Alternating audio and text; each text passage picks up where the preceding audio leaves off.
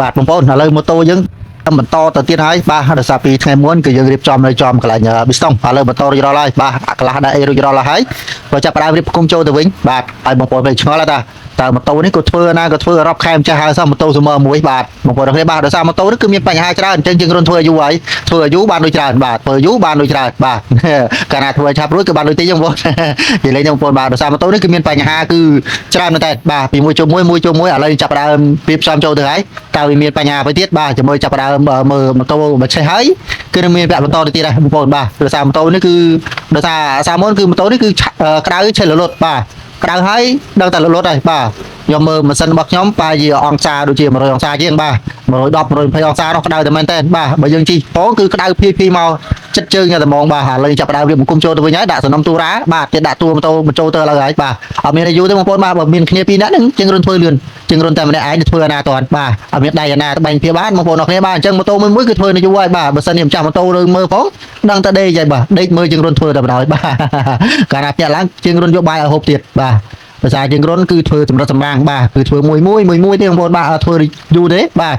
ចឹងបងប្អូនដែលធ្លាប់មកកន្លែងជើងរុនគឺដឹងស្រាប់ហើយបាទកាលណាមកធ្វើកន្លែងជើងរុនដឹងតែដេកលក់ហើយបាទដោយសារកន្លែងជើងរុនមានម៉ាស៊ីនជែកបាទជែកហើយដេកលក់ហើយក្រោកឡើងគឺយកម៉ូតូប្រុយទៅផ្ទះបណ្ដោយបាទជាលេងទេបងប្អូនបាទដោយសារយើងធ្វើមួយសម្រាប់សម្រាប់ធ្វើគាត់បាទកាលណាយើងធ្វើតែឲ្យរួចតែដៃគឺភ្ញៀវគាត់ប្រើប្រាស់មិនបានយូរទេបាទដោយសារយើងធ្វើមួយនេះហើយបានភ្ញៀវគាត់នៅឃើញជើងរុនបានមកចូលលេងជើងរុនទៀតបាទឥឡូវរៀបចំដល់ជាមួយនឹងដូច sensor ចាប់ដើមរៀបបង្គំចូលចិត្តហើយបងប្អូនបាទគ្រាន់តែនិយាយលេងគឺចិត្តហើយបាទបាទលឿនដែរណា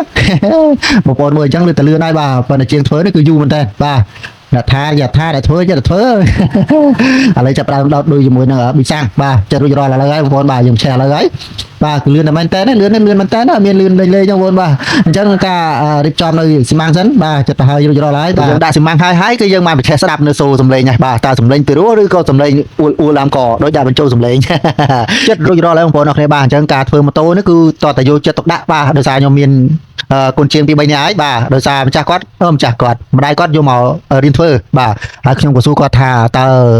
បងឯងស្ម័គ្រចិត្តមកធ្វើខ្លួនឯងឬក៏ម្ដាយជំរុញយកមកឲ្យធ្វើបាទបើថាម្ដាយជំរុញឲ្យធ្វើគឺអត់បានមកទៀតតើនេះបងប្អូនបាទគឺអត់បានមកទៀតតើនេះគឺដាក់មេប្រុយហើយបាទកាលណាដាក់មេប្រុយគឺជាងរុនយកលុយហើយបាទគឺការចូលរៀនមិនដឹងតែយកលុយមុនហើយបាទអត់មានយកលុយក្រោយទេបាទដោយតែយើងធ្លាប់មានមេរៀនហើយឥឡូវយើងចាប់ផ្ដើមស្ដាប់សន្ធឹកលើម៉ូតូរបស់យើងបាទគឺសំឡេងដូចជាករងទីនឹងធំតិចបាទដោយសារកាក់បាទដោយសារកាក់របស់គាត់គឺរៀងសឹកហើយអញ្ចឹងករងទីរៀងធំបាទ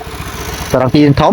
អត់ទៅស្ងាត់បានទេបាទយើងតបានសេរីអីណារួចរាល់ហើយបងប្អូនបាទដោយសារម៉ូតូនេះគឺបន្តឲ្យគាត់ជីបាទចូលឆ្នាំហើយខាងខ្សែពៀនហ្នឹងលឺស្អីស្អាតខ្លះទេបងប្អូនហើយរករ៉ាបាទនេះកន្លែងដៃខ្ញុំចោលនេះបាទហើយប្រេងក៏ជ្រាបចេញមកពេញតែហ្នឹងហើយបាទដោយសារខូចហ្វឺតយើងត្រូវការដូរហ្វឺតដូរសម្អាតកន្លែងប្លុកខាងហ្នឹងគឺឲ្យស្អាតបាទដើម្បីយកឲ្យម្ចាស់គាត់ប្រើទៅគឺមានទំនុកចិត្តលើជាងរុនហើយក្រោយមកលើជាងរុនទៀតបាទឥឡូវចាប់ដើមមើលទាំងអស់គ្នាបាទយើងដោះកន្លែងហ្នឹងចេញមកបាទនេះឃើញបងប្អូនបាទនេះគឺកន្លែងខ្សែពៀនមិញបងប្អូនបាទដោយសារខូចហ្វឺតអញ្ចឹងគឺប្រេងសាច់ជុំវិញហ្នឹងហើយបាទកាលណាប៉ាងខ្សែពៀនផងគឺល្អហើយអត់មានកម្លាំងទេកាលណាអត់មានកម្លាំងគឺបន្តជាងរុនទៀតដែរធ្វើម៉ូតូឲ្យកម្លាំងអត់ស្ទុះអត់អីអញ្ចឹងយើងជាងរុនត្រូវតែធ្វើឲ្យហើយបាទអាកន្លែងហ្នឹងសំខាន់ណាស់បងប្អូនបាទធ្វើឲ្យគាត់ស្រេចទៅហើយគាត់ចាប់ដើមពាក់សម្លៀកបំពាក់គាត់ចុះទៅវិញបាទរៀបចំវិញមកភាសាទៅវិញបាទហើយកន្លែងគឺរៀងយូរតិចបាទដោយសារមានកលឹះមានងាំច្រើនណាបាទហើយបងប្អូនមួយចំនួនខ្លះនឹងចង់ឃើញមុខជាងរុនឥឡូវជាងរុននៅឃើញមុខហើយដោយសារថាមុនគឺឃើញតែដៃឃើញតែអីធ្វើតែម៉ូតូឥឡូវអត់ឃើញមុខឥឡូវអត់ឃើញហើយបាទរូបរាងតែប៉ុណ្ណានឹងស្អាតដែរបងប្អូនបាទសារខ្លួនឯងទេបងប្អូនបាទនិយាយលេងទេបាទឥឡូវចាប់ដើមរៀបចំឲ្យគាត់ទៅវិញចិត្តហើយរួចរាល់ហើយបាទដោយសារម៉ូតូនេះគឺមាន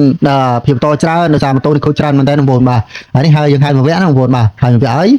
ហើយយើងឲ្យគាត់ជិះបាទចូលលេងចូលឆ្នាំសិនបាទហើយបន្តមកទីគឺយើងធ្វើបន្តទៅទៀតគឺមានបញ្ហាមួយទៀតបាទអញ្ចឹងឲ្យគាត់ជិះទៅសិនហើយដោយសារចូលឆ្នាំគឺអត់មានជិះដើរលេងអញ្ចឹងគឺនៅតែផ្ទះអបសក់ហើយលោកជាងរត់តែធ្វើម៉ូតូមិនតាន់ហើយអត់បានម៉ូតូជិះឥឡូវធ្វើឲ្យគាត់ជិះដើរលេងសិនបាទដើរលេងរួចគឺយកមកឲ្យជាងរត់ធ្វើវិញបាទឥឡូវគាត់ចិត្តរួចរាល់ហើយបាទចិត្តរួចរាល់